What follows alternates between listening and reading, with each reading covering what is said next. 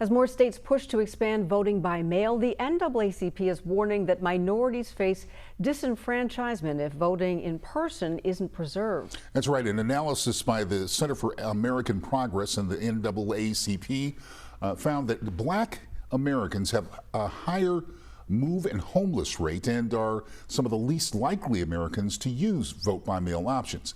They say that while vote by mail is a critical common sense step, some states are reducing or eliminating in-person polling places altogether. The NAACP says it should be coupled with other policies such as online voter registration, same-day voter registration, ballot tracking, non-discriminatory discriminatory signature verification, uncomplicated requirements for absentee ballots, and voter education as well. And joining us tonight to talk about it is the president and CEO of the NAACP, Mr. Derrick Johnson, who joins us from Jackson, Mississippi. Welcome, sir. Thank you for having me. Mr. Johnson, can you explain this study to us? Why is in-person voting so essential? Well, we've found where you have vote by mail, there is a decrease in African American participation, but also where you have states that have absentee voting, which is a form of vote by mail, there's a higher rejection rate of ballots cast by African Americans. The fact that we have in-person voting protects the quality of the secret ballot. It allows for people to engage and be physically present. And it's something that we should keep intact. We're not opposed to vote by mail. We simply said it should not be the only thing that's in place for voters to participate.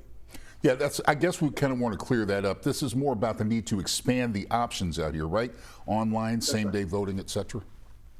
And the goal is to make voting more accessible.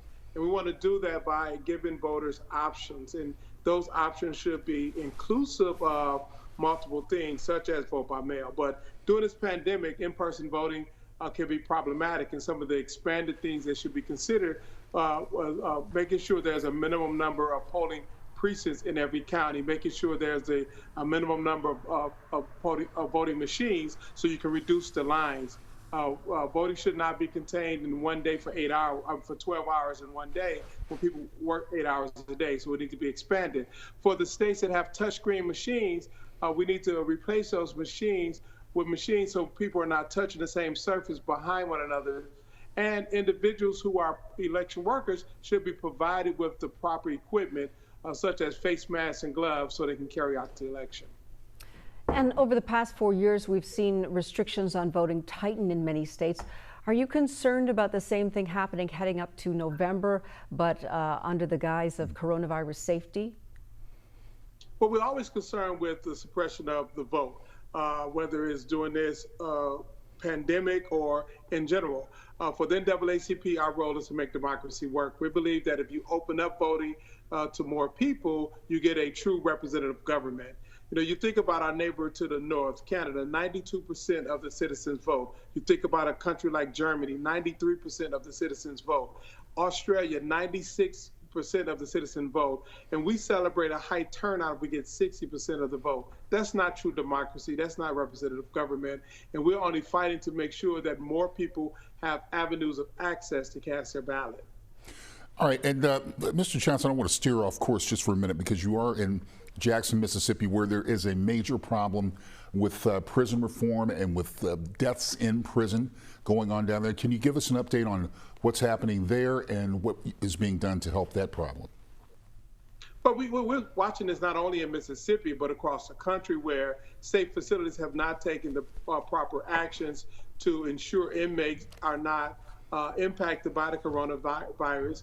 Many of these inmates, if they leave from their prison cell and come back home, they can affect the communities. It's the same thing with the federal facilities. Fortunately, some facilities are beginning to do early reliefs of nonviolent offenders. I think one of the model programs we've seen is in Wayne County, Michigan, where the sheriff reduced the number of inmates down from just under 2,500 to under 900, placing all nonviolent offenders under house arrest and releasing early, making sure all inmates had masks. That's a model program, but that's something that should be practiced across the country in our state facilities where we have mass overcrowding. All right, Mr. Johnson, thank you so much for that and for the helpful information on the voting. And you're, of course, welcome back here anytime, please.